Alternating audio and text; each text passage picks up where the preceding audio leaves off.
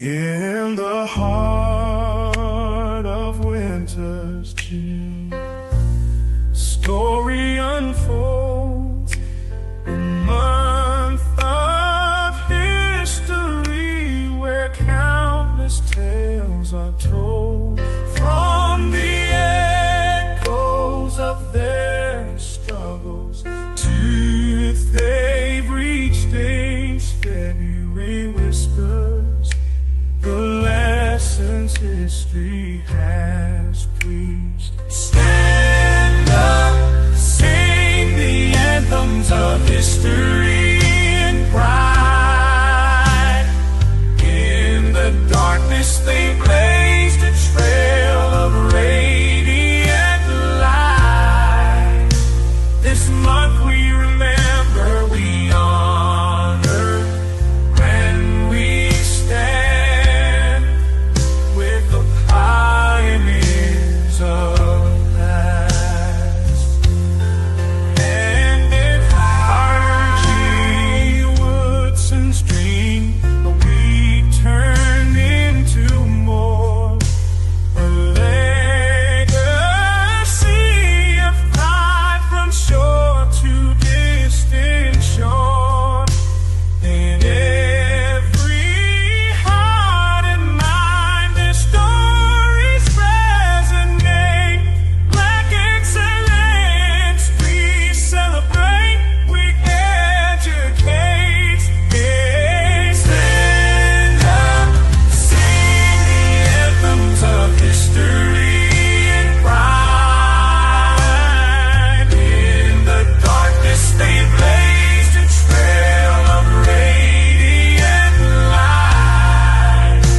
This month we remember, we honor, and we stand with the pioneers of the past, hand in hand.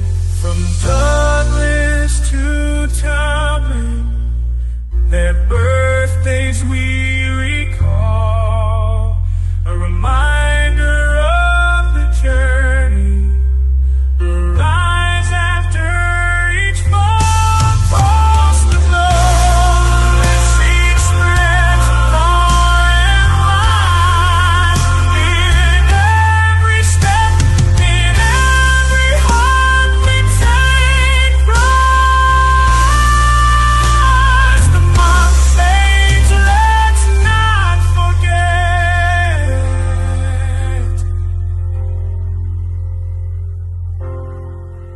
As the month fades, let's not forget.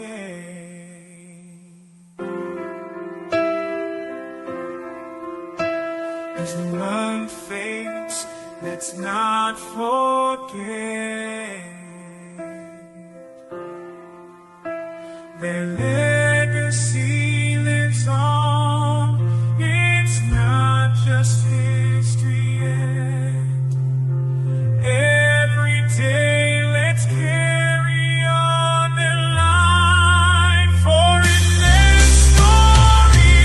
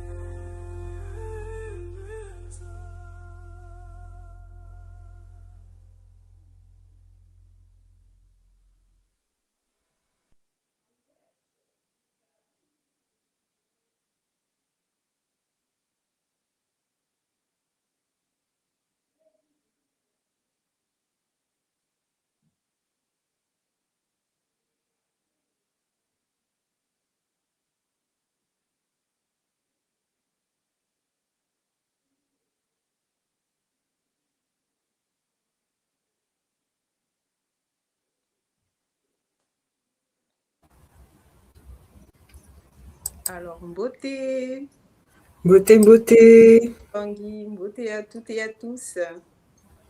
Beauté, un grand bonjour à vous tous. Matondo. Est-ce que tu m'entends, maman? Est-ce que les Oh, moi, Olympiens m'entendent? moi, je t'entends bien de mon côté. Ok. Est-ce que le son passe bien? Si vous pouvez mettre en bas si le son passe bien, si vous nous voyez bien. Matondo, à vous les Olympiens.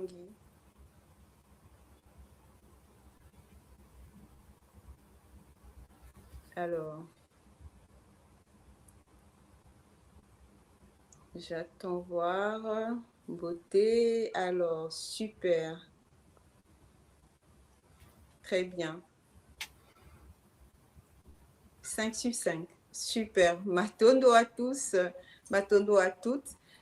Bienvenue, hein, bienvenue dans ce live. Je vois les commentaires passer. Beauté, maman Afaojo, Papa Teli, beauté à vous, à toutes et à tous. Hein. Bienvenue dans ce live de la semaine 1 de la Black History Month by Kimuntu 2026.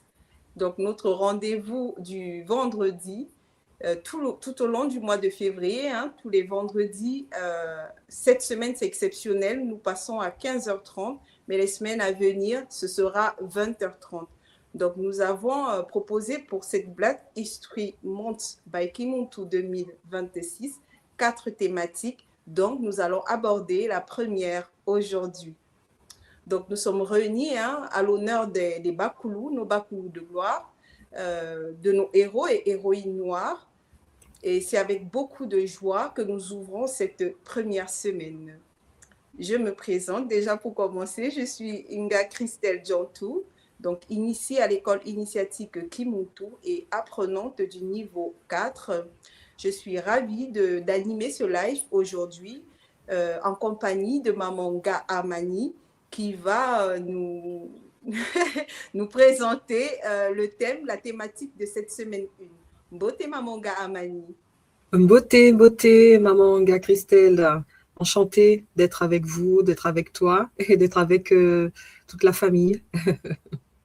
Matondo, maman, beauté. Alors, je lis les commentaires. Beauté les Olampangui, hein. Matondo, n'hésitez pas de liker, de partager le live afin que de soutenir, hein, parce que selon le Bumuntu, ouais, je suis parce que nous sommes.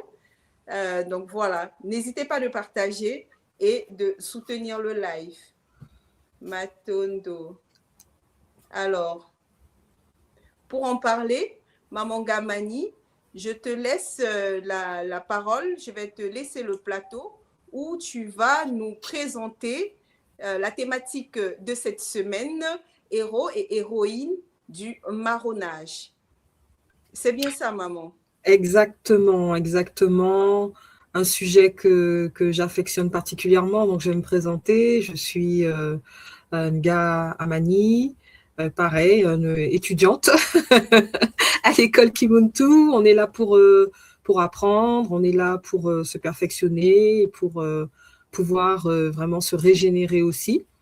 Donc, l'histoire, et la famille, Kanda, c'est un sujet qui me tient particulièrement à cœur. Et l'ancestralité, donc, c'est un sujet qui me passionne.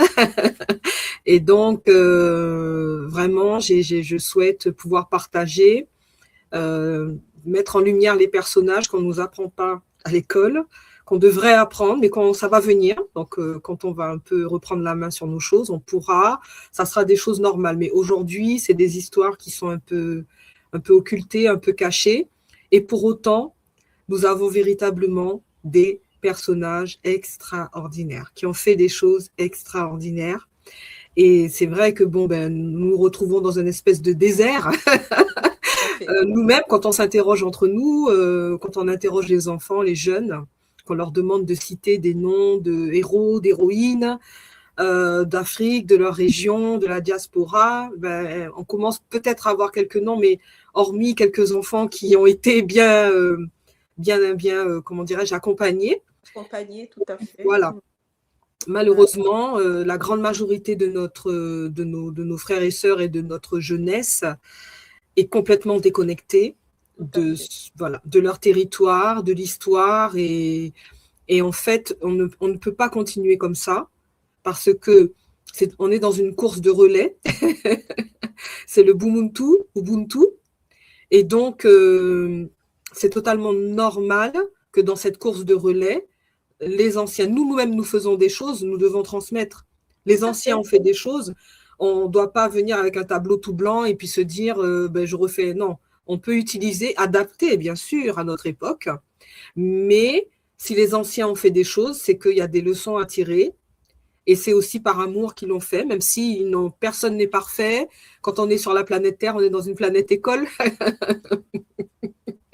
On est revenu en tant qu'écolier. Tout à fait, maman. On est là pour… Et en fait, en tant que Bakoulou, nous ne sommes que les pas qui les suivent, maman. Et si on ne réanime pas, on ne maintient pas ce flambeau, nos enfants n'auront pas la lumière qu'ils ont laissée. Si nous sommes là aussi, c'est pour pouvoir tenir cette lumière et continuer à éclairer ceux qui viennent derrière nous. De ne pas oublier qui nous sommes, d'où nous venons et pourquoi nous sommes là. C'est un combat qui n'est pas facile, maman, mais on reste déterminé. Exactement. Et voilà, fier de transmettre tout ce savoir et de réanimer les consciences de nos Bakoulous qui ont été volontairement occultés. Matondo maman, je vais te laisser la parole, je vais te laisser le plateau afin que tu puisses nous déployer ce magnifique sujet que tu as préparé. Matondo maman. Matondo, et puis Matondo aussi Antouma, d'avoir maintenu chaque année cette occasion de mettre en lumière nos Bakoulous. Tout à fait, maman. Matondo à l'école initiatique Kimuntu. À toi, maman. Exactement. Alors, les Pangui, c'est vraiment avec bonheur que je partage avec vous des éléments de recherche, des éléments de documents, d'archives, voilà, de documentation et de vidéos également, qui m'ont permis vraiment de m'intéresser à un pan de l'histoire. Alors, nous rendons hommage à tous nos ancêtres, qu'on dit en Kikongo les Bakoulous, ceux qui ont ascensionné. Et sachez que c'est très important de nous pencher sur cette histoire parce que justement, précisément, je vais commencer avec ce mot Bakoulou, avec le système que nous avons subi de l'esclavage. Ce mot-là, alors je ne sais pas pour les Antilles et pour ailleurs, ce mot en Guyane a été déformé. Et certainement, peut-être que les colons voyaient nos parents prier leur Bakoulou, donner un peu de nourriture, de l'eau, des petites offrandes. Et du coup, ce mot a été tourné complètement négativement en Guyane. C'est devenu quelque chose de, voilà, un petit égrégore négatif. Ça a été tourné en négatif. Et ainsi, beaucoup de notre vocabulaire, beaucoup de l'œuvre de nos ancêtres, héros, qui se sont battus pour la liberté, eh bien, sont tombés dans l'ombre et à l'époque ont été vraiment qualifiés avec des mots très négatifs et ont été mis dans l'oubli. Alors aujourd'hui, je suis très heureuse qu'ils puissent me permettre de leur redonner la dignité, de leur redonner leur place. Et je les remercie, c'est avec beaucoup d'émotion que je vais partager.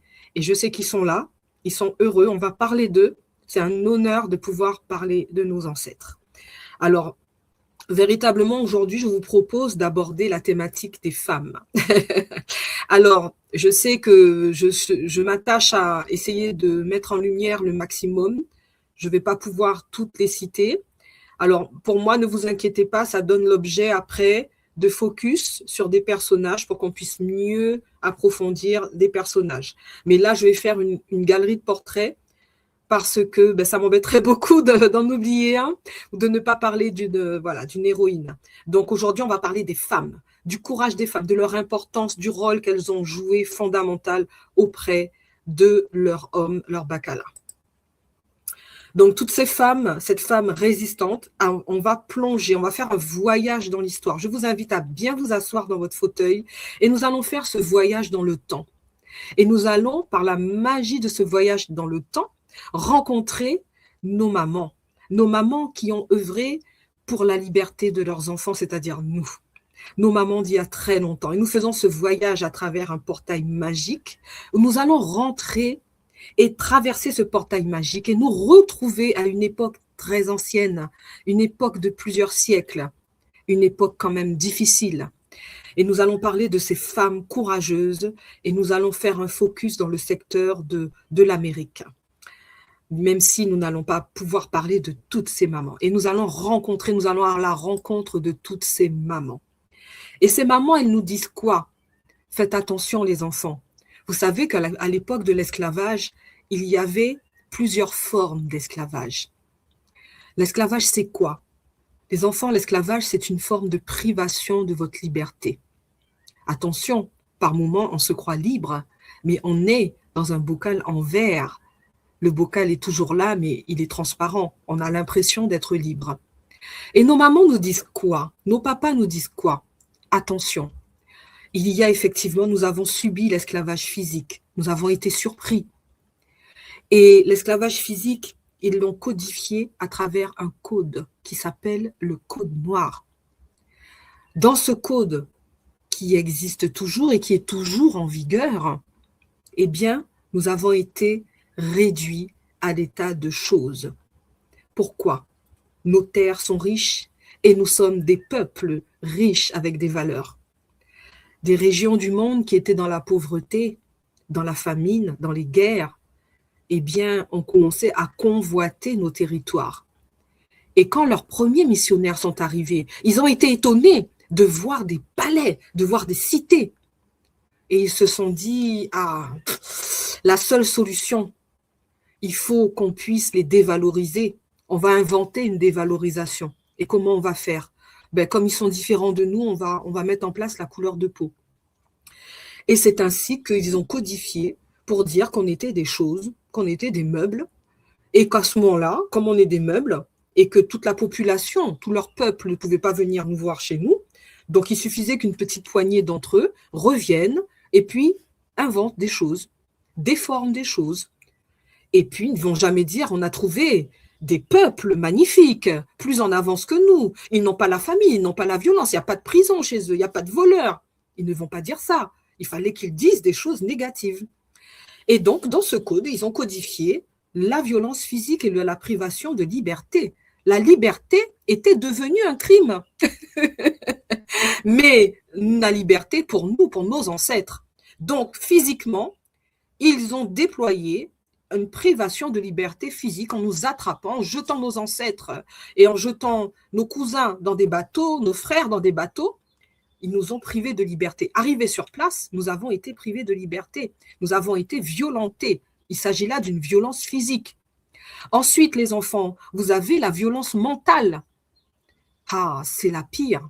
Parce que quand mentalement, tu crées toi-même ta prison, eh bien, il est facile pour quelqu'un d'autre de venir te mener par le bout du nez et t'emmener où il veut et te maintenir en captivité pendant des années, voire des siècles. Enfin, la privation de liberté, l'esclavage spirituel. Et oui, nous avions une relation au divin, aux ancêtres, qui était très important pour nous. Eh bien, il fallait nous couper de cette énergie puissante qui nous reliait. Nous avons commencé à douter. Et nous nous sommes coupés. Et nous sommes tombés dans un esclavage spirituel. Nous avons adoré d'autres éléments, des égrégores qui ne sont pas du tout liés à notre territoire et à nos énergies. Et nous avons commencé à nous mettre dans un esclavage spirituel. Alors, nous rencontrons nos parents qui ont été entravés, qui ont été aussi privés de nourriture. Et ainsi, ils ont subi une certaine violence physique, mentale et spirituelle. Voici comment encoder et comment faire rentrer dans nos têtes puissantes, comment nous déstabiliser. Eh bien, c'est en manifestant une certaine violence. Et voilà comment nous avons été encodés dans la soumission à travers cette violence, la terreur. Et cette soumission a fini par être engrammée dans nos cerveaux. L'esclavage physique et mental a encodé des peurs, a encodé des blessures d'humiliation, a encodé la division entre nous. Parce que pour fouetter des camarades, eh bien, ils allaient prendre quelqu'un d'entre nous.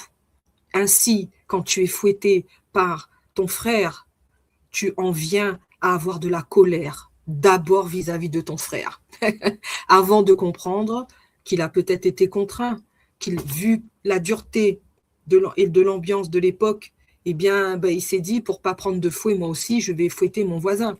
Donc, voici un peu ces conditions de manipulation très subtiles dans lesquelles nous avons été plongés, engrammés dans notre cerveau, avec des traces que nous retrouvons encore aujourd'hui. Ici, nous avons l'encodage mental particulier qui est l'autodénigrement.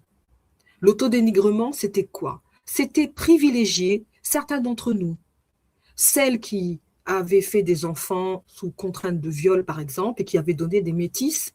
Eh bien, ces métis étaient mis sur un piédestal. Et c'était ainsi divisé, ceux qui travaillent sous le soleil, sous la pluie, pieds nus dans les champs, avec ceux qui travaillaient dans les maisons, avec ceux qui étaient dans les maisons, mais plus clairs, plus foncés. C'est ainsi qu'on s'est retrouvés avec le drame des hiérarchies de couleur de peau. Ce drame n'est pas encore guéri, les enfants, parce que ce drame, nous le connaissons encore aujourd'hui dans certaines communautés qui utilisent, chez certaines femmes, nos sœurs, qui peuvent utiliser des crèmes toxiques pour éclaircir leur peau. Nous voyons que nous avons à guérir, nous avons à comprendre cela et à comprendre d'où cela vient, comment cela a été encodé, comment détruire ce qui est divin, ce qui est sacré. Nous comprenons maintenant d'où cela vient et avec l'extrême violence, nous comprenons comment aujourd'hui, parfois nous courons vers des comportements, des produits qui nous détruisent. L'esclavage mental, il s'agit, comme vous avez vu, la violence, ça s'appelle la stratégie du choc. Sous l'effet de choc, vous êtes capable de changer même la plus forte des volontés. Ça s'appelle la stratégie du choc. Et c'est très important qu'on aborde notre histoire sur le biais des neurosciences. Parce qu'en réalité, c'est très important et ça permet de comprendre pourquoi aujourd'hui encore nous avons de grosses blessures à soigner.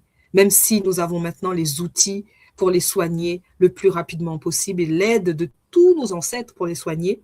Mais nous devons comprendre que ces blessures ont été ancrées dans notre ADN, dans notre cerveau, et nous devons les extirper.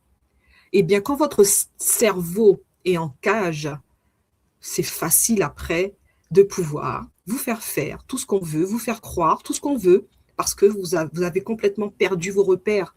Vous vous êtes coupé de vos ancêtres lumineux qui ont dit c'est la loi de la permission, ils ne veulent plus, ils nous rejettent. Et un jour, ils vont revenir vers nous.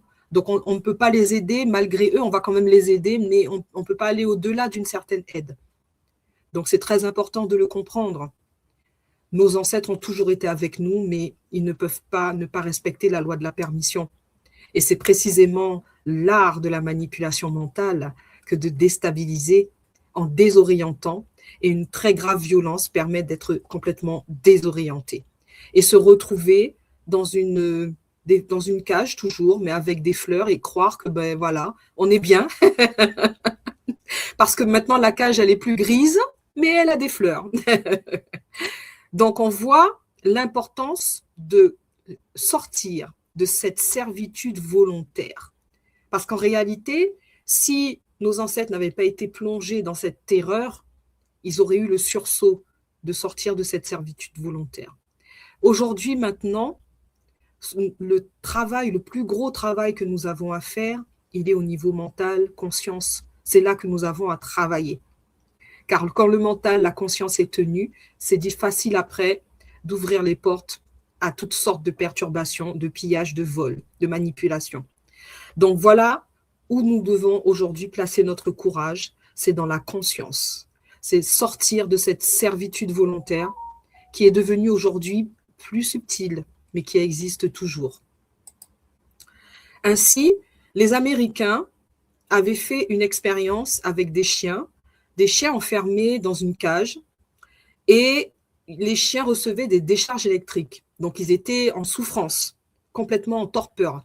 Des décharges sans arrêt, et la cage donnait des décharges électriques.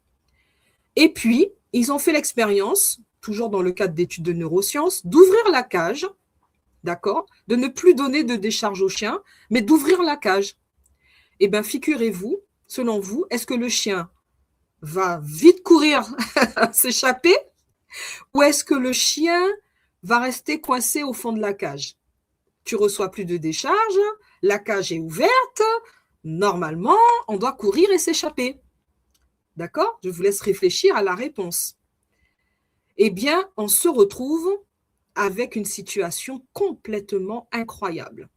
C'est que les chiens restent dans la cage, même s'il n'y a plus de décharge et même si la cage est grande ouverte. C'est là l'impuissance acquise. C'est que, eh bien, les personnes avaient tendance à pratiquement avoir peur de marronner. C'est ça qui s'est passé pour nos ancêtres. C'est des neurosciences. C'est vraiment inculquer, engrammer la terreur de telle sorte que les ancêtres avaient peur de s'échapper. Et parfois même, ils pouvaient s'échapper. Parfois, ils se dépêchaient de revenir. Il faut à tout prix apprendre cela par le biais des neurosciences, sinon on ne comprend pas. Et sinon, certains auront même tendance à dire, eh bien, finalement, la cage n'est pas si mal. D'accord? Donc, c'est très important de comprendre ce phénomène. Donc, souvent, ces phénomènes sont mis en place par des pervers narcissiques. Et vous vous retrouvez à finalement rester avec ces personnes qui vous maltraitent. Donc, c'est important de comprendre cela. C'est important également de comprendre qu'après les dites abolitions, en 1848, eh bien, un esclavage mental a été instauré à grande échelle et l'esclavage physique et mental a été rétabli. Et vous savez où il a été rétabli? Depuis après 1848, en 1885, c'était la conférence de Berlin qui a couché les choses sur papier, mais ça avait démarré avant. Eh bien, l'esclavage physique a été établi en Afrique directement. D'accord? Ça a apporté d'autres noms puisque le système est très malin. Donc, il va relooker, il va donner des noms. Quand on attaque les peuples, on va appeler ça pacification.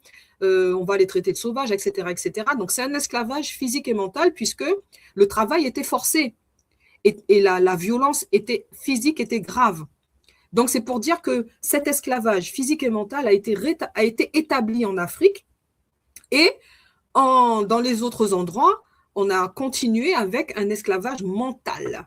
Et puis évidemment, quelques petites attaques physiques invisibles comme des poisons, des choses comme ça. D'accord? Donc c'est très important de le comprendre. Alors, mais quand on parle d'esclavage, il faut revenir à l'origine de ce mot. Ce mot slave, c'était un esclavage qui était pratiqué dans les contrées européennes orientales par des peuples, souvent c'était des peuples arabes qui pratiquaient cela et qui capturaient des Européens pour les réduire à l'esclavage. D'accord? Et à un moment donné, ils n'ont plus eu accès à cette main-d'œuvre, donc ils se sont repliés sur l'Afrique. Et ils ont mis la religion dedans pour permettre de faire l'arnaque du siècle. D'accord? Et donc, c'est comme ça que nos ancêtres se sont retrouvés à être attaqués pour cette cause-là, d'accord? À ne pas du tout confondre avec le travail qui était mis en œuvre pour, par exemple, des prisonniers de guerre. C'était le cas en Afrique, c'était du travail obligatoire qui était mis en place pour permettre aux prisonniers de guerre ou aux personnes qui avaient fait des bêtises de compenser, de payer leurs bêtises. D'accord? Donc, c'était du travail d'intérêt général. Donc, ça n'a rien à voir. Et évidemment, pour nous embrouiller, le mot esclavage a été mis sur ça. Ce n'est pas du tout, ça n'a rien à voir. D'accord? Ça n'a absolument rien à voir. Avec du travail d'intérêt général, obligatoire, avec l'esclavage tel qu'il a été pratiqué par les Arabes et par les Européens, ça n'a absolument rien à voir. Mais pour nous embrouiller, on va dire que oui, tout le monde faisait. Non, non, pas du tout. Ce n'est absolument pas du tout le même système et ce n'est absolument pas la finalité. D'accord? Mais les ancêtres qui peut-être contribuaient à cela, qui prenaient des gens pour les mettre dans... Eux, ils s'imaginaient, c'est un prisonnier qui va aller faire son travail d'intérêt général ailleurs. Donc, je pense qu'ils étaient loin de s'imaginer que c'était un tout autre système avec une violence, un caractère industriel et une très, très grande violence. Donc, c'est important quand même de remettre les points sur les i. Et à l'origine, eh bien, on avait une Europe qui était dans l'extrême pauvreté, la famine, les guerres, le manque d'hygiène, c'était très sale au Moyen-Âge en Europe. Les gens ne se lavaient pas puisque c'était même décommandé par les médecins à l'époque. Et donc, un jour, il y a un roi africain que vous reconnaissez à l'image. Je vous laisse deviner quelques secondes son nom, très connu. Et ce roi a fait un pèlerinage à la Mecque et a distribué de l'or, de l'or, de l'or, de l'or, de l'or. Et il y a eu ce dessin-là qui a été fait sur lui. Et cette illustration qui montre une couronne d'or, un sceptre, une boule en or, ce dessin est arrivé en Europe. Et quand ils se sont dit, oulala, il y a un pays là où il y a plein d'or là, il y a un roi là qui a donné de l'or à tout le monde, ben nous on est un peu dans la galère, dans la pauvreté, donc il faut qu'on aille chercher de la richesse. Et du coup, donc ils ont affrété des bateaux, c'était les premiers Portugais qui arrivaient sur les côtes africaines. D'accord? Donc, c'est par rapport à cet événement-là qu'on a commencé à venir rechercher des richesses humaines et matérielles sur les côtes d'Afrique. Alors, évidemment, il y a eu des razzias. Donc, c'est vraiment une guerre qui a été faite et à nos ancêtres. Et nous allons rencontrer Maman Nzinga, la reine Nzinga, la reine du Matamba et du Ndongo, dans le secteur de l'actuel Angola, en sachant que l'actuel Angola fait partie de l'ancien grand royaume Congo, donc qui comprend aujourd'hui 3 pays, le Congo francophone, le Congo belge, entre guillemets, c'est-à-dire Kinshasa, la capitale, RDC, et puis l'Angola. Donc voilà un peu cette reine qui a fait vraiment un travail absolument extraordinaire. Elle était guerrière, donc elle s'est vraiment battue contre les troupes portugaises. C'était une très, très grande stratège avec une intelligence stratégique. Et c'est pour ça que son cas est exceptionnel. C'est qu'elle a été capable d'aller rencontrer les peuples africains ennemis pour s'allier avec eux pour pouvoir défendre le territoire. C'est quelque chose de très rare, cette intelligence stratégique qui a beaucoup manqué à certains de nos leaders, de nos dirigeants, de nos rois de l'époque. C'était très, très, très important. Et grâce à cette intelligence stratégique, elle a réussi à renverser la vapeur et à tenir les Portugais à peu près à l'écart de son royaume. Et elle a aussi été stratège parce qu'elle a quand même rencontré les Portugais, elle a quand même discuté, elle a quand même fait semblant de se convertir pour pouvoir avoir un regard sur ce qui se passe. Donc, c'est une reine qui est vraiment extraordinaire, guerrière, diplomate. Et du coup, on voit que sa méthode a été très efficace puisqu'elle a eu un très, très long règne. D'accord? Donc, je vous ai indiqué les dates à l'écran. La reine Nzinga, donc pareil, c'est quelque chose qu'on devrait apprendre à l'école, c'est quelque chose qui est important. Et c'est une œuvre de courage, de détermination, d'intelligence stratégique. Et donc, nous rendons hommage à notre grande maman, la reine Nzinga. Et ensuite, nous sommes toujours au Congo. Alors, le Congo a été attaqué et toujours attaqué. Ça n'arrête pas, puisque c'est un pays, des régions, ce sont des régions qui ont beaucoup d'énergie, de ressources humaines, vraiment des choses extraordinaires. Et ça n'a pas arrêté depuis l'époque où les Portugais sont arrivés. Je crois que c'est vers 1454, si je ne me trompe pas. Et bien, depuis cette époque-là, on a non-stop donc le Congo qui est attaqué. Alors, il y a eu plusieurs sursauts. Là, je n'ai pas prévu de vous présenter Kimpavita, mais il y a évidemment notre Kimpavita, notre maman, notre prophétesse puissante, qui a essayé de réveiller le peuple, d'unifier le peuple, notre maman Kimpavita. Et là, je vais vous parler pour cette fois d'Aqualtune. Aqualtune, alors vous savez qu'il y a eu une grande bataille. Alors, contrairement à d'autres rois, en Afrique, souvent, les rois et les reines, ils vont au combat directement. Hein. Ils ne sont pas en train d'envoyer, comme la reine d'Angleterre, là, qui va peut-être envoyer les soldats se battre, et puis elle revient. Alors, comment ça s'est passé? Non, c'est pas comme ça. D'accord? Nous, nos ancêtres, ils allaient au combat.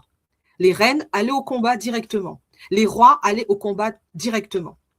Et ce qui s'est passé à la bataille d'Ambouila, eh bien, toute la noblesse Congo est venue se battre. Mais malheureusement, vous savez que ça ne s'est pas passé en une fois. C'est vraiment ce que je vous dis là, c'est des années et des années d'attaque. Et aussi, ce qui se passe, c'est que en Afrique, quelqu'un qui a fait des bêtises était banni. Mais les personnes bannies, le colon qui veut prendre la main sur un pays, il va aller voir la personne qui a été bannie pour avoir les secrets de puissance du pays. Voilà. Et donc, ces secrets de puissance ayant été dévoilés, toute la capacité à faire des boucliers énergétiques extrêmement puissants que l'on connaît. Moi, je vais parler en Guyane. Il y a des peuples en Guyane, les descendants de Marron qui étaient au Suriname, qui ont toujours les techniques de boucliers énergétiques. Ils le font de temps en temps en démonstration. Ils l'appellent le Komanti. Donc, ce sont des boucliers super efficaces. Mais si jamais quelqu'un dévoile le secret pour désactiver le bouclier désactivé, vous croyez que vous avez votre bouclier, vous allez vous battre. Et puis, vous vous rendez compte que les balles passent, les armes passent, alors que ça ne devrait pas passer. Donc, toute cette noblesse a été très gravement trahie et n'a pas pu faire face, du coup, aux armes à feu, etc., que les autres avaient. Ils auraient pu éviter cela, mais ils n'ont, comme les boucliers ont été désactivés, très certainement, donc ils n'ont pas pu, et donc la noblesse a subi quelque chose de très grave. Et on a donc la princesse Aqualtune, qui était une princesse Congo, qui s'est retrouvée donc prisonnière et déportée. Elle a été déportée au Brésil.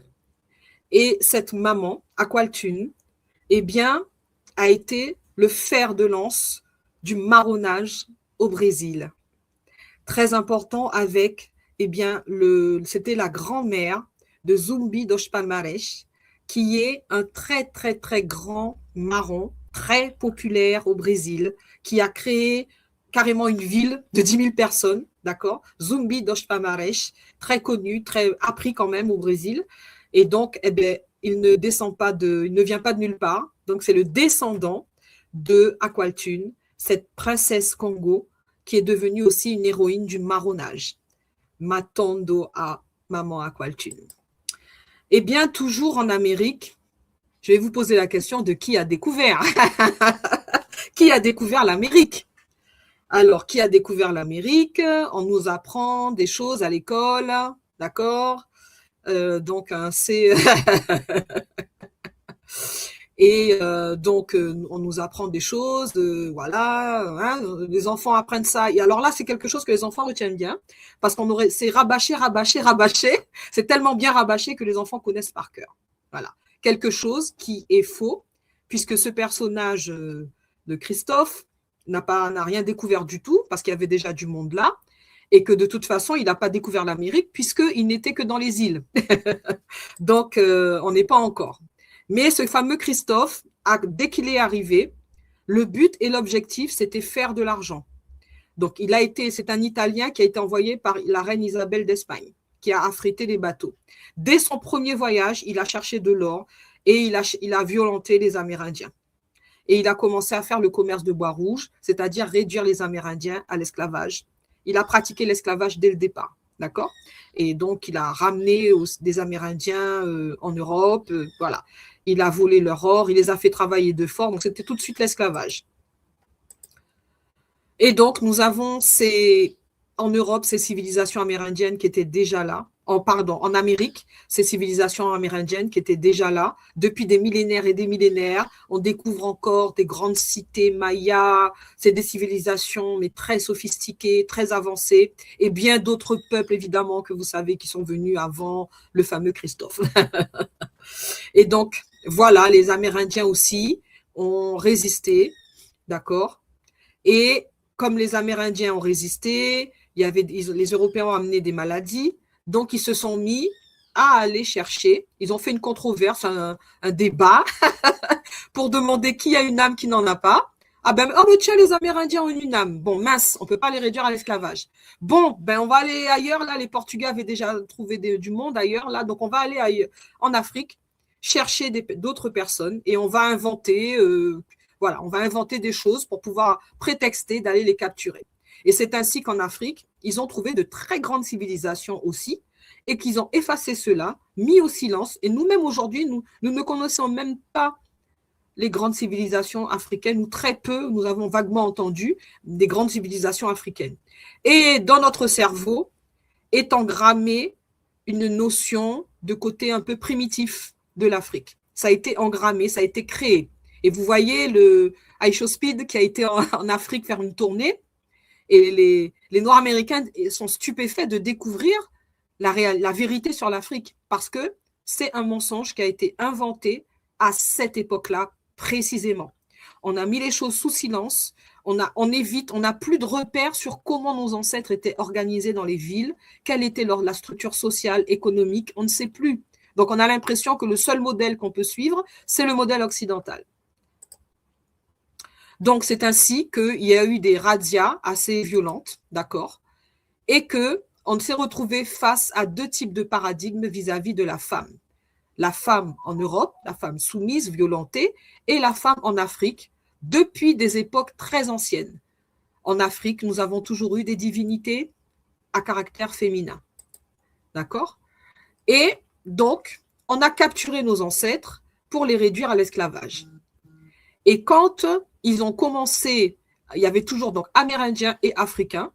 Et là, on se retrouve en Haïti, d'accord, avec le fameux Christophe. Et en Haïti, ben, quand même rapidement, je vais quand même toucher un petit mot rapide de nos sœurs amérindiennes qui ont résisté, d'accord, comme ici la princesse Anacaona, très connue, d'accord.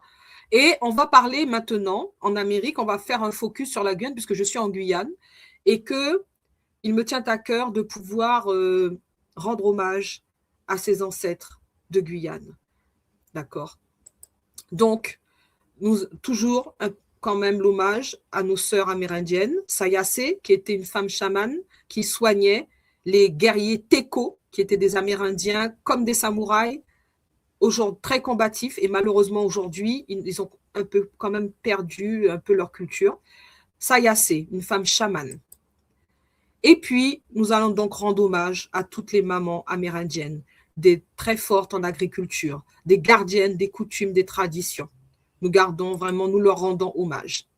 Et sur les habitations en Guyane, comme en Haïti, comme en Guadeloupe, comme en Martinique, au tout début de l'arrivée de cette colonisation, il y avait sur les habitations des Amérindiens réduits à l'esclavage, et des Noirs réduits à l'esclavage.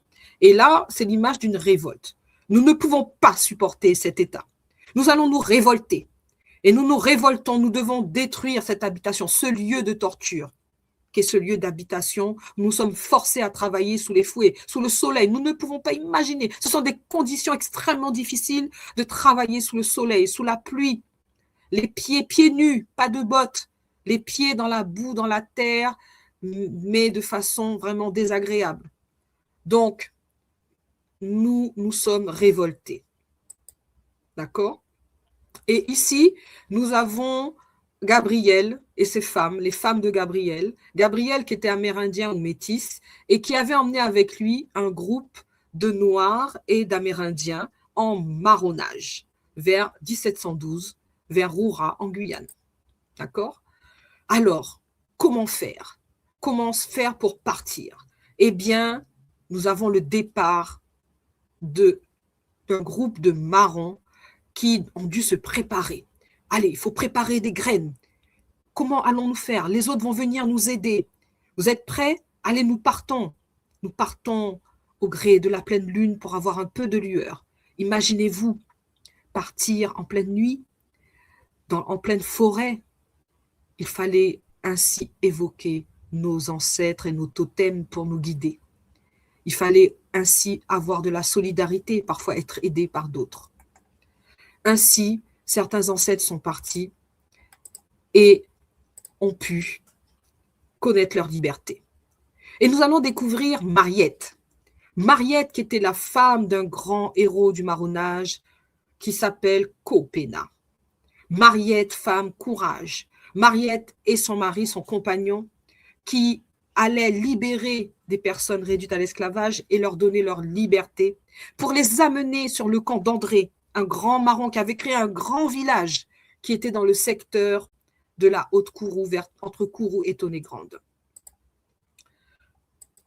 Et l'équipe de Copena, nous avons évidemment d'autres hommes et d'autres femmes, comme par exemple Claire, qui était une camarade de Copena, pareil, qui aidait à libérer des personnes réduites à l'esclavage, pour les ramener sur le camp d'André.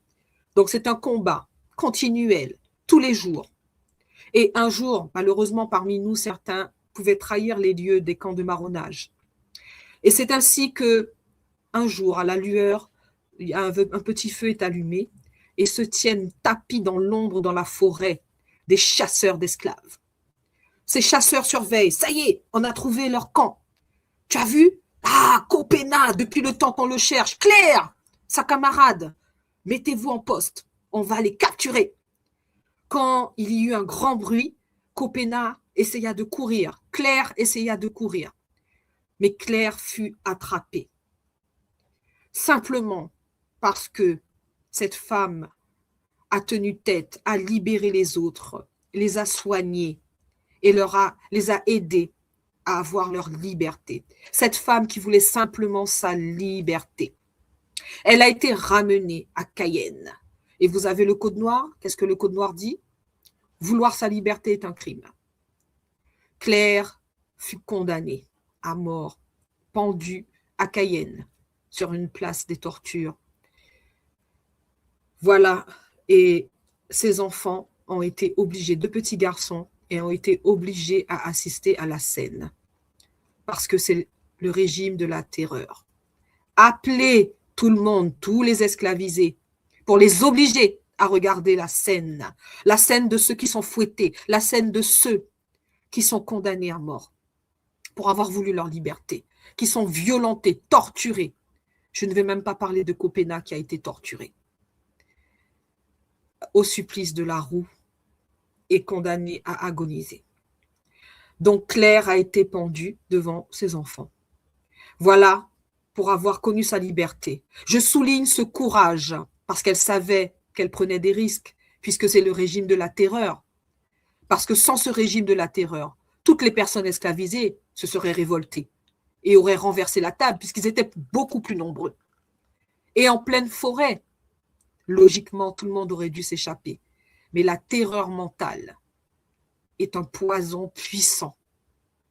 Ainsi, quand Claire fut condamnée, on a appelé tout le monde pour bien ancrer la terreur dans le cerveau de tous. Eh bien, nous avons des couples. Par exemple, sur le village d'André, André tenait à ce que tout le monde soit en couple. C'est important, c'est une lutte, c'est une résistance fondamentale. Pourquoi? Le système de l'esclavage a compris qu'il fallait diviser, détruire les familles africaines. C'est ça l'enjeu, parce que la famille est le noyau d'une civilisation. Donc, ils ont compris cela, ainsi, ils ont détruit les familles africaines. Un mari ne pouvait plus protéger sa femme. Une femme ne pouvait plus prendre soin de son mari, de ses enfants. Elles étaient séparées de leurs enfants. Ça, c'est un choc mental. Nous avons encore aujourd'hui les stigmates de cet état de manipulation mentale. Et je reconnais vraiment ce courage extraordinaire pour le grand chef André d'avoir constitué dans son village des couples. Et on retrouve cet état de fait dans d'autres villages de marronnage en Guyane. Et c'est très important de le souligner parce que c'est avec des couples qu'on crée une stabilité, des enfants qui naissent libres. Donc c'est très important et je rends hommage à tous ces marrons de l'époque qui sont restés en couple, qui ont recollé les morceaux pour pouvoir créer quelque chose de durable et d'important pour la régénération de notre peuple. Ainsi, pas mal de couples stables avec des noms. Bon, je ne veux pas trop être longue, donc je ne vais pas pouvoir vous citer tous ces noms. Mais voilà, je vous ai mis à l'écran des noms de couples et je trouve ça vraiment extraordinaire. Extraordinaire parce que quand vous voyez les stigmates que nous avons dans nos sociétés, de familles, de pères qui ne connaissent plus leur rôle, de mamans qui ont des difficultés, eh bien, on en retrouve les racines à cette époque-là. Et cela avait été fait sous la violence. Donc forcément, c'est très difficile, ce sont des blessures profondes et c'est très difficile d'en sortir parce qu'on ne sait plus d'où ça vient et on a l'impression que c'est presque devenu normal. D'accord?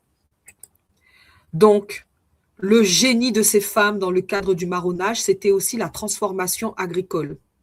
Ces femmes étaient déjà dans les champs à produire. C'est elles qui étaient en lien avec la terre sacrée. Et aussi, elles étaient dans la transformation agricole. Parce que sur les villages de marronnage, eh bien, on fabriquait tout. On fabriquait de l'huile pour faire à manger. On fabriquait nos tenues, comme en Afrique. Il y avait des métiers à tisser. Ça, c'est des choses qu'on ne nous apprend pas à l'école. Il y avait donc de quoi fabriquer, faire de la vannerie, faire du tissu, faire de l'huile, faire des condiments, de la cassave, du manioc, etc., transformés en farine.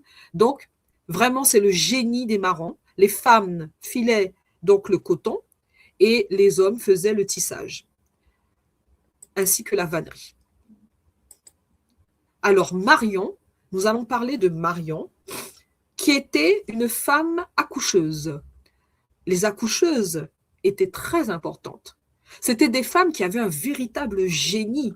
C'était des femmes qui pouvaient vous regarder et savoir combien de mois de grossesse, quelles difficultés, quel sexe, etc. que l'enfant. Et c'est des femmes qui prenaient soin de vous avec des plantes pendant la grossesse, qui prenaient soin de vous pendant l'accouchement et qui prenaient soin de vous après l'accouchement, avec des bains faits au bon moment, avec des conseils. Et ainsi, ces accoucheuses telles que Marion jouaient un rôle très important. On est à peu près en 1742 sur le village de la Montagne Plomb qui est localisé vers Kourou, en Guyane. D'accord? Et nous avons aussi des histoires plus courtes mais très touchantes, comme ces deux femmes, Julie et Victoire, en 1828, qui, là, n'ont pas pu préparer leur marronnage, parce qu'un marronnage, ça se prépare. Elles n'ont pas pu préparer et elles ont eu un moment de ras-le-bol, mais elles sont parties très précipitamment et elles se sont perdues, je dirais, elles se sont noyées dans le fleuve, d'accord, dans le fleuve Oyapock, en essayant de s'échapper, simplement, de pouvoir prendre leur liberté, mais malheureusement sans préparation.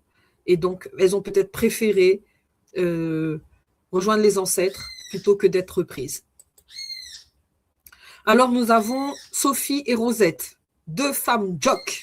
Alors, vous voyez cette notion de jock en créole antillais, ça veut dire quelqu'un de résistant, de solide. Hein? Voilà. Et donc, c'est pour ça que j'ai créé cet acronyme Femme Jock qui va désigner des femmes combatives. Et ces deux femmes-là, elles sont parties en août 1823. Elles décident de marronner et d'aller chercher le compagnon de l'une d'entre elles qui s'appelait Henri, qui était malade. Eh bien, elles ont décidé, donc vous voyez les risques, de quitter et d'aller chercher dans une habitation. Donc, elles ont pris beaucoup de risques. Elles ont été libérées, leur compagnon, le compagnon de l'une d'entre elles qui s'appelait Henri.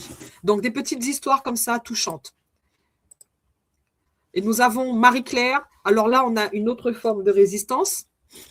Marie-Claire, elle, alors l'esclavage, c'est une privation de liberté, c'est des contraintes. Et elle, Marie-Claire, donc c'est un site qu'on a à Rémière-Montjoly, en Guyane. Elle a décidé, donc c'est une ancienne habitation avec plus de 300 personnes esclavisées. Et sa résistance à elle, c'est qu'elle a refusé la fausse discipline qui était mise à travers l'appel, à travers des humiliations. Elle a refusé et elle s'est retrouvée très, très, très sauvagement fouettée. Et comme vous savez, quand vous avez des hommes qui sont là, ils ne peuvent pas la défendre. C'est ça qui engramme l'impuissance acquise. D'accord? Ça engramme dans le cerveau. Quand vous avez vu ça, vous êtes un peu en colère parce que vous n'avez pas pu protéger une femme. Donc, c'est ça, il faut comprendre que cette impuissance a été acquise. Voilà. On a des cas de femmes et enfants. Par exemple, ici, on a Rosine, Alexandrine, qui sont parties marronner, d'accord, de l'habitation Montabaud en 1831. Donc, elles partent avec des enfants parfois très, très, très jeunes. D'accord? On a Justine et Petite Marie, deux femmes qui vont marronner avec deux enfants. Colette, âgée de 27 ans, qui va avoir le courage de prendre sa liberté avec un bébé de 3 mois. Vous vous rendez compte? Quel courage, quelle détermination. Aller avec un bébé, avec des petits-enfants, en pleine forêt. Aujourd'hui, quand on part en vacances avec des enfants, on fait 2 minutes, on a un supermarché pour acheter des biscuits, de l'eau, etc. Imaginez-vous, on est en pleine forêt. On n'a pas forcément d'aliments. Il y a des fruits comestibles en forêt, mais il faut les connaître. Donc, véritablement, avoir le courage de prendre sa liberté pour protéger ses enfants, c'est extraordinaire. C'est extraordinaire avec les conditions de l'époque. Je rappelle qu'il n'y a pas de chaussures, on est pieds nus. Je rappelle qu'il n'y a pas d'eau, il faut trouver des petits cours d'eau. D'accord? La nourriture, elle peut être très limitée. Elle peut être peut-être pour 1 jour, 2 jours maximum. Donc, il faut vite arriver sur un village de marronnage. Donc, des conditions qui n'étaient vraiment pas évidentes.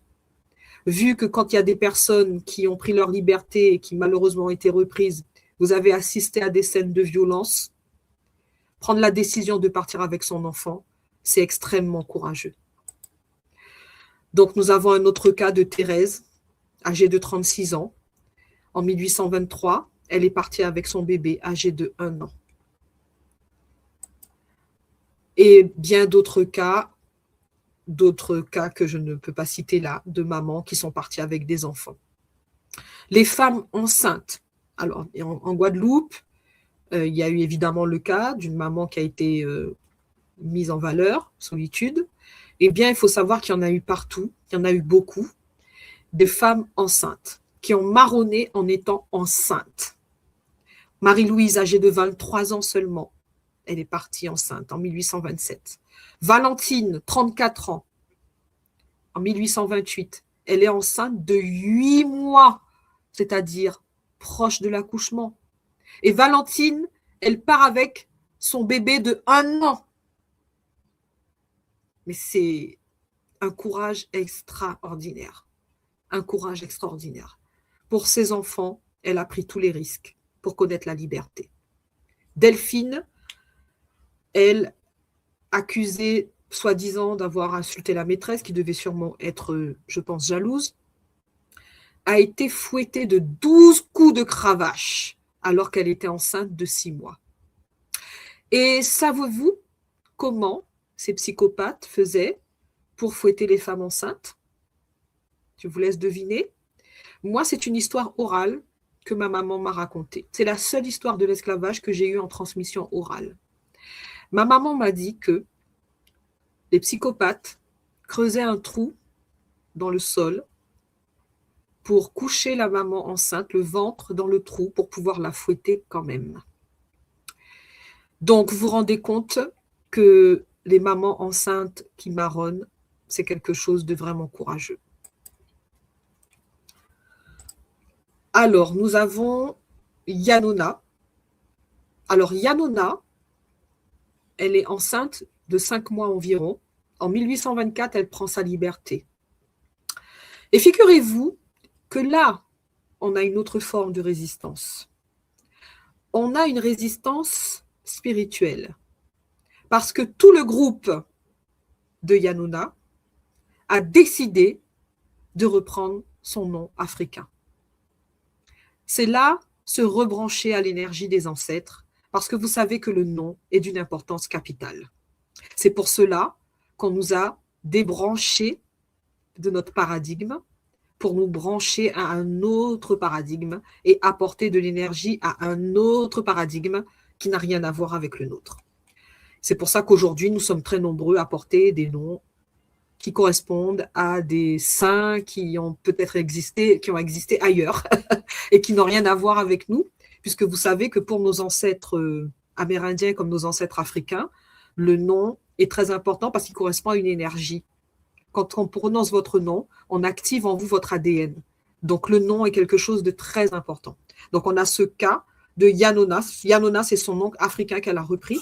Et avec tout son groupe, ils ont tous repris leur nom africain. Et voilà, donc les couples dont on a parlé, d'autres couples encore. Hein, donc Simon. Alors Simon, c'est un grand guerrier avec sa femme, d'accord. donc un grand guerrier, un grand combattant, un stratège de combat qui allait attaquer les chasseurs d'esclaves, qui allait libérer beaucoup d'esclavisés. Et sa femme, qui serait peut-être Aziz, mais à vérifier, a été aussi une très très grande chef guerrière. Donc on est toujours en Guyane. Le village de Maronnage, c'est un village où les enfants pouvaient naître libres. Regardez la beauté de ce village, avec au milieu la maison du chef et la case aussi pour les rassemblements, donc la maison pour les rassemblements, des maisons naturelles. Aujourd'hui, on parle de bioclimatique, n'est-ce pas? Donc là, ce sont des maisons complètement naturelles qui sont faites avec des feuilles de palmier, avec une certaine ingéniosité, parce qu'une des parois des maisons était amovible. Et devinez pourquoi une des parois était amovible? Eh bien, c'était pour permettre, en cas d'attaque, de fuir plus rapidement. Et c'est pour ça que je dis que les Marrons étaient très ingénieux, parce qu'ils avaient donc cette ingéniosité pour construire leur maison, et ils avaient un abatis principal. L'abatis, c'est l'endroit où on cultive la nourriture. Et figurez-vous qu'ils avaient un autre abatis de repli un peu plus loin, en cas d'attaque, pour ne pas manquer de nourriture. Donc, c'était des personnes qui étaient préparées. Et comme je dis aux gens, si vous voulez, quand on est un peu dans la résistance, il faut penser à toutes les options. Et on se rend compte que nos anciens étaient mieux préparés que nous parce qu'ils savaient construire une maison, ils savaient se repérer en forêt, ils savaient fabriquer leur nourriture, transformer les aliments et cultiver leurs aliments. Donc, et fabriquer leur tenue, faire leur huile, faire leur sel, puisque à cette époque, les anciens faisaient du sel avec des feuilles de palmier. Donc, véritablement, c'était des villages de bonheur, de liberté. Et savez-vous qu'on raconte qu'en Guyane, il y a des villages invisibles qui seraient peut-être toujours présents. Et une histoire dans un village qui s'appelle Co relate cela. Ici, nous avons Gertrude. Gertrude, elle n'a pas eu le temps de reprendre son nom africain, visiblement. Eh bien, Gertrude, elle part en résistance vers 1802. Elle part d'une commune qui s'appelle Montsinéry pour aller dans une autre région de la Guyane qui s'appelle Roura. Imaginez-vous cette femme extraordinaire qui a fait des années de résistance. Eh bien, elle part de l'habitation cigogne. Gertrude est âgée de 44 ans quand elle part en marronnage. Une histoire de couple, une histoire d'amour extraordinaire. Elle part avec son compagnon qui s'appelle Pompée. Un compagnon, un couple magnifique, un couple qui va gagner sa liberté pendant des années, un couple qui est dans l'ombre et méconnu du peuple. Ce n'est pas normal. Eh bien, avec son compagnon, Pompée, nous devons partir, nous n'en pouvons plus, préparons-nous. Il y a Simon qui a créé un grand village qui s'appelle Jolitaire. Allons rejoindre les amis, on n'en peut plus de cette situation. Cette habitation cigogne, c'est l'enfer. Libérons nos frères et sœurs, partons. Les autres, ouais, mais c'est quand même risqué. La liberté, c'est dans ta tête. Si tu veux rester prisonnier, tu es d'abord prisonnier dans ta tête. Nous décidons de partir et de gagner notre liberté. Nous allons rejoindre le grand chef Simon à Roura. Et c'est ainsi que Gertrude rassembla le matériel nécessaire, quelques outils. Gertrude prépara ce marronnage. Elle prépara la farine de manioc, le couac, comme on l'appelle en Guyane. Elle prépara des patates douces, des grains de riz pour pouvoir cultiver du riz sur le village de marronnage. Eh bien, elle décida, ça y est, la prochaine pleine lune, nous partons. Vous êtes prêts les amis? Donne un peu de jus de corosol pour que les enfants ne pleurent pas trop. Nous sommes prêts à partir.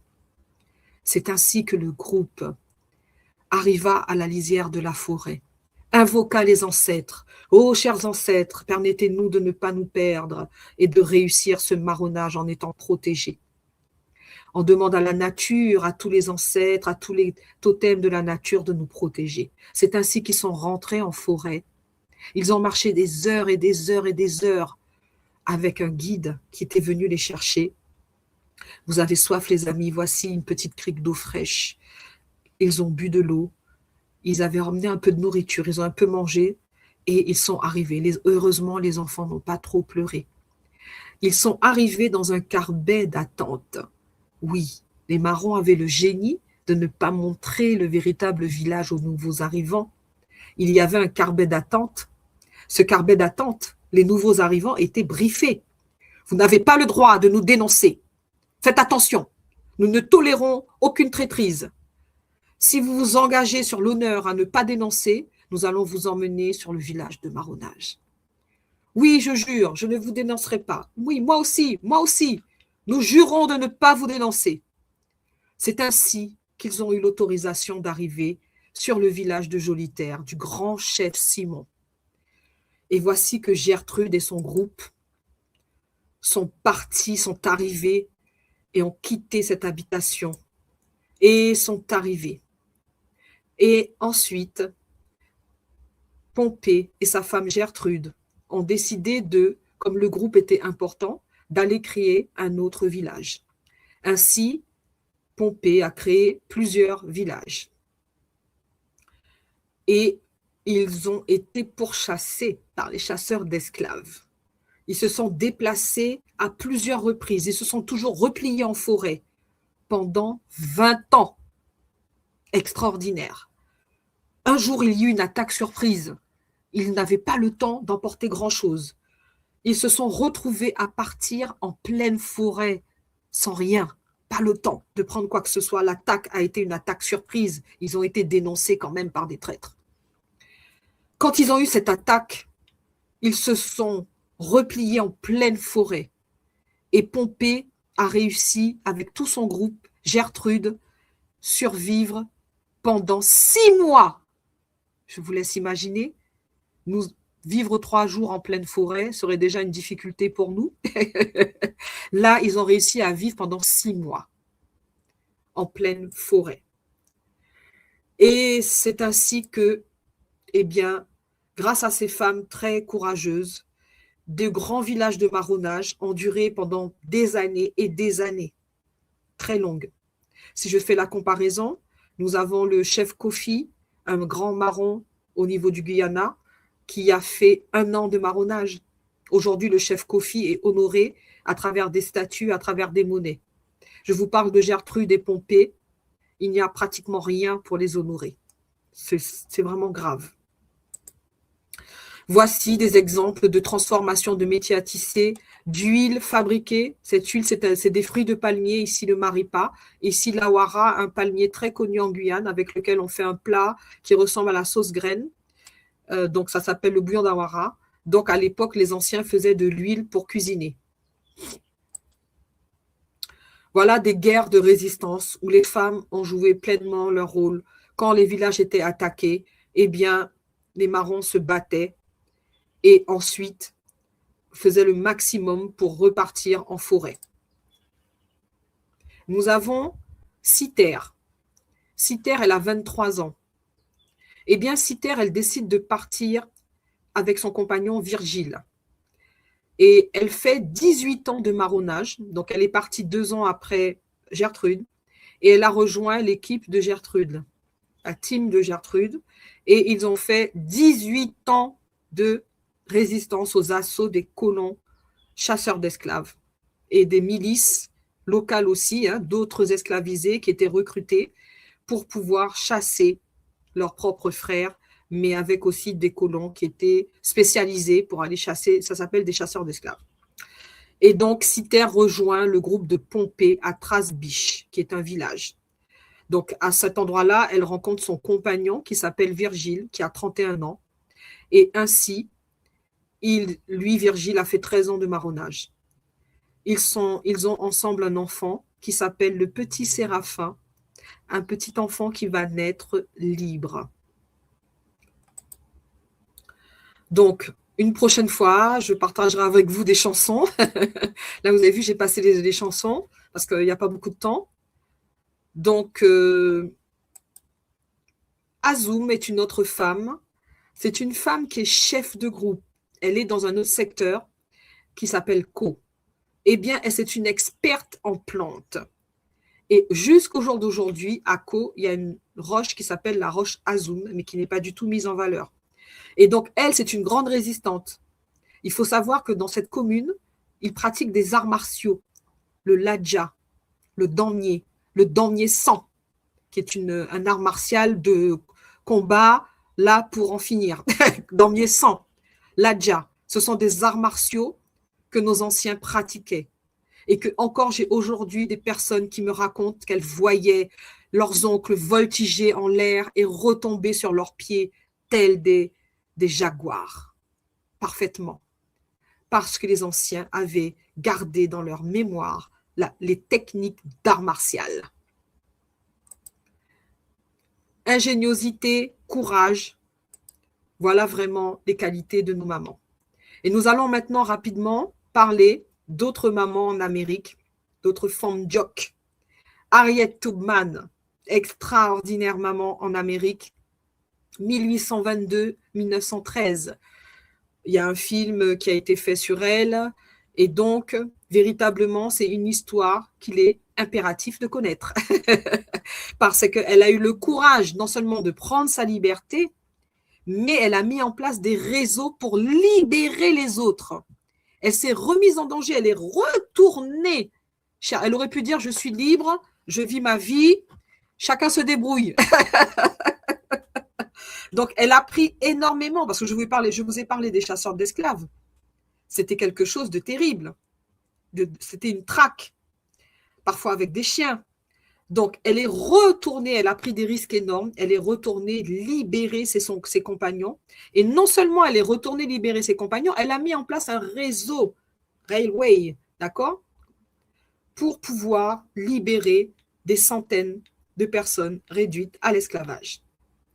Et donc, cette maman extrêmement courageuse, eh bien, a vécu très longtemps, d'accord, elle est partie à un âge assez avancé, et vraiment, c'est un parcours qui est absolument, donc c'est une militante, c'est une abolitionniste, qu'on ne nous apprend pas à l'école, mais vraiment extraordinaire, d'accord. Voilà, je parlerai très rapidement de Nanny Queen, chef guerrière, d'accord, à la Jamaïque. Ensuite, Sanit Belair, qui est en Haïti. D'accord, donc je vais passer, donc je ne vais pas être plus longue que ça, puisque le temps avance. Donc, Sanit Belair, qui était donc une femme combattante guerrière auprès des compagnons dont on parle souvent, tous à l'ouverture, on parle beaucoup des hommes, mais il faut savoir qu'il y a eu quand même beaucoup de femmes très importantes autour de ces hommes. Donc, Sanit Belair qui a pris des risques, d'accord. Et juste rapidement, Nanny Queen, qui est la chef des Marrons dans la Jamaïque, d'accord, et qui habite dans les Blue Mountains, donc un groupe de Marrons, de Maroons, qui s'est battu pour sa liberté, et elle a libéré beaucoup de personnes esclavisées. Elle a son effigie sur un billet de banque de la Jamaïque. Sanit Belair en Haïti, d'accord. Nous avons Dandara au Brésil. Alors, Dandara, c'était la femme de Zumbi dos Palmares, d'accord. Donc, pareil, compagnon, c'était la femme importante, la guerrière, et ils avaient, avec son compagnon, créé carrément une ville qui s'appelait la République de Pernambouc, à Palmares, au Brésil. Donc, eux, au moins, on parle quand même beaucoup d'eux, il y a des films, donc c'est Dandara et Zumbi dos Palmares, au Brésil, d'accord.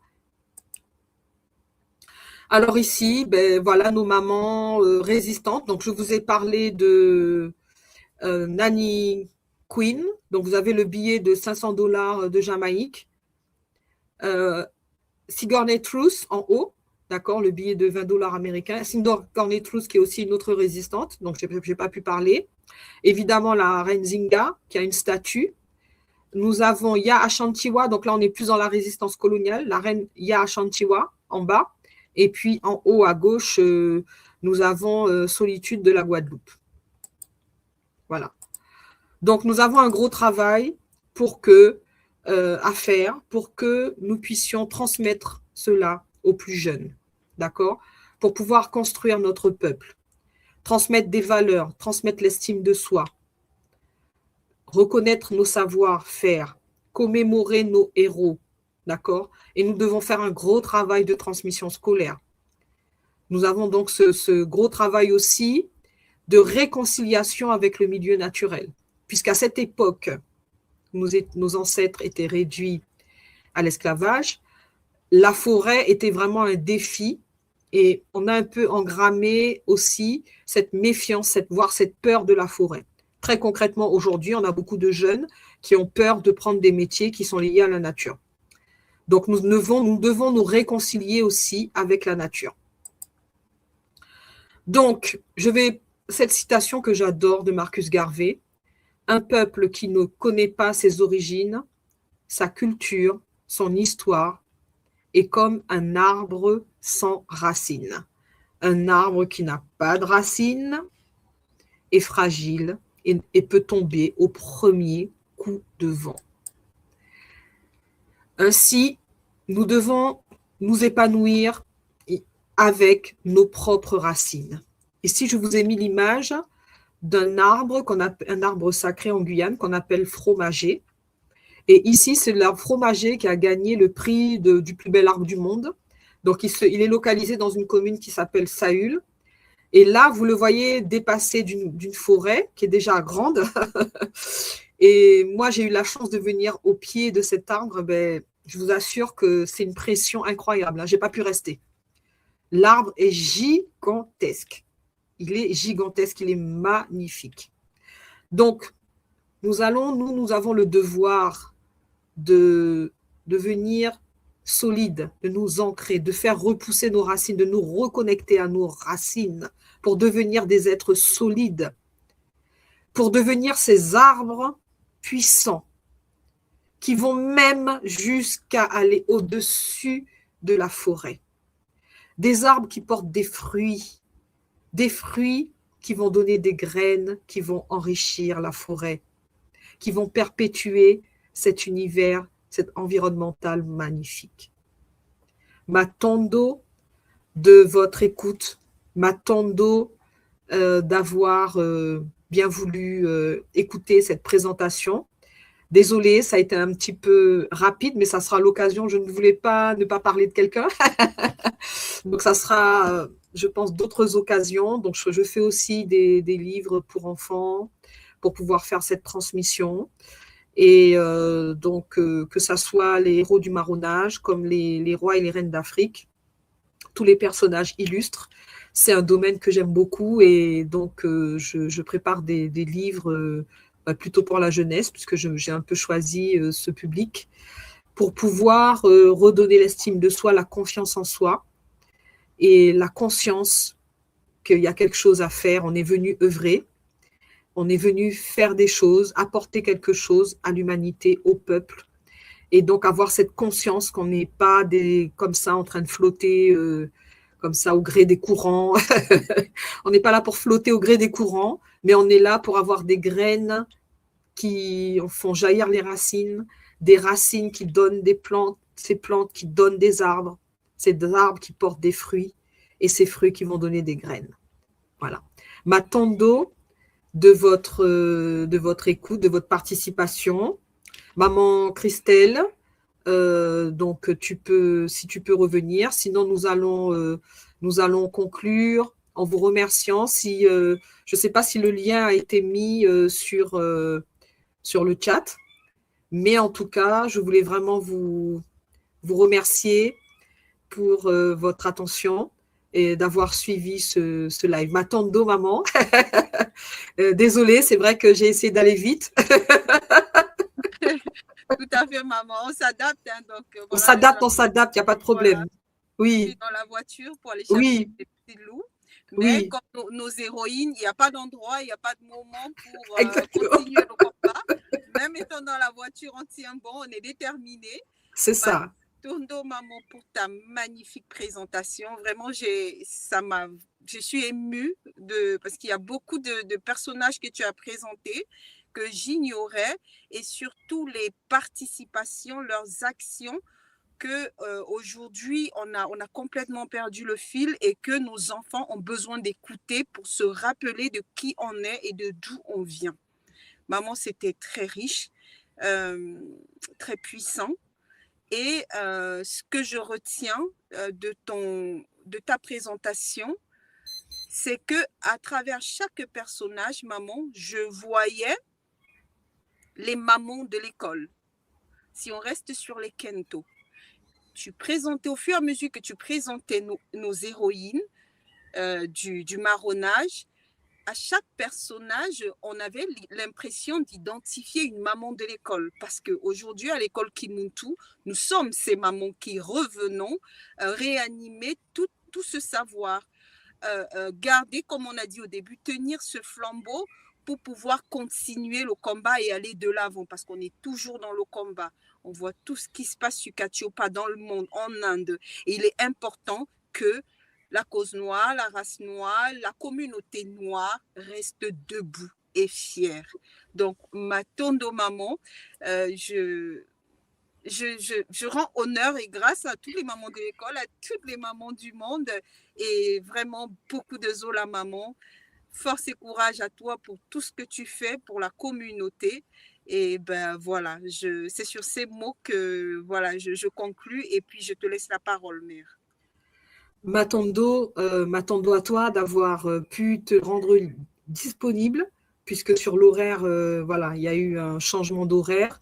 Donc, puisque c'est vrai que j'ai un engagement, alors en Guyane, on est plus tôt, donc j'ai un engagement dans pas longtemps. Donc, Matondo à toi d'avoir trouvé un moment pour te rendre disponible pour ça. Et puis, la communauté, c'est toujours avec plaisir ce genre de partage, parce que c'est tellement riche, c'est tellement beau, qu'on se dit, oh là là, j'aurais vraiment aimé avoir appris ça.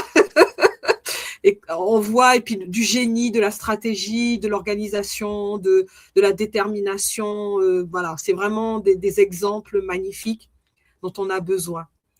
Donc, Matondo à vous tous, Matondo à l'école, et vraiment avec plaisir de partager toutes ces informations, toute la mise en lumière de ces vies extraordinaires. D'accord, super. Alors, sur ce, Matondo à vous, les Olampangi, tous ceux qui ont participé à ce live, qui nous ont soutenus, à ceux qui vont le voir par la suite, vont le regarder. Effectivement, il y a beaucoup de commentaires. Matondo pour vos réactivités, votre réactivité. Le live sera en ligne. Hein. Je vois les questions. Oui, le live sera en ligne. Beaucoup de Zola à vous.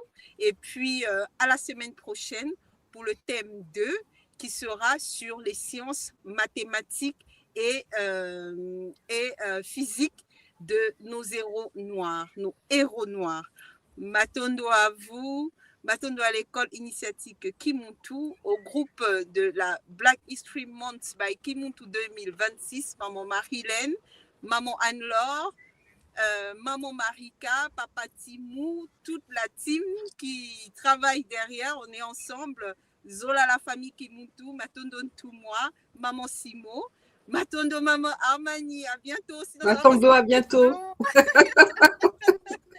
Matondo les Olampangi, Zola, Matondo.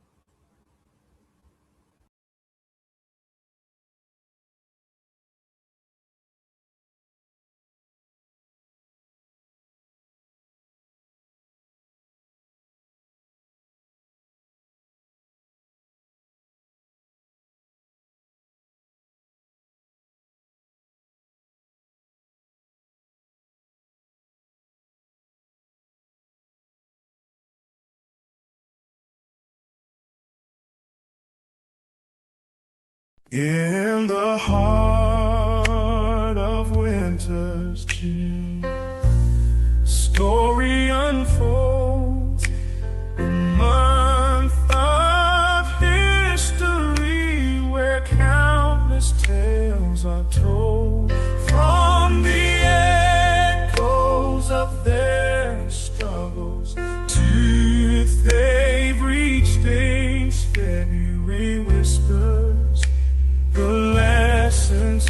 history has preached. Stand up, sing the anthems of history and pride. In the darkness they blazed a trail of radiant light. This month we remember, we honor, and we stand with the pioneers of past. And in Hardy Woodson's dream, we turn into more.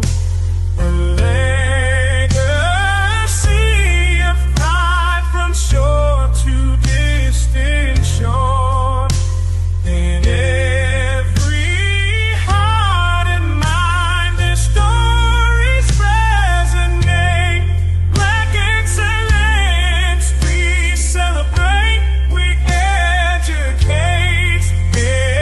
Stand up, sing the anthems of history and pride. In the darkness they blazed a trail of radiant light. This month we remember, we honor, and we stand with the pioneers of the past, hand in hand. From Douglas to Tubman, their birthdays we recall, a reminder of the journey, the rise after each fall. Across the globe, the seed spreads far and wide. In every step, in every heart, we take rise. The month fades, let's not forget.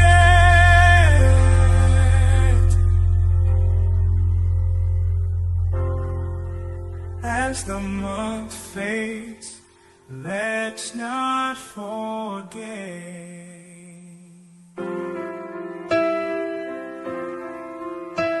As the month fades, let's not forget their legacy.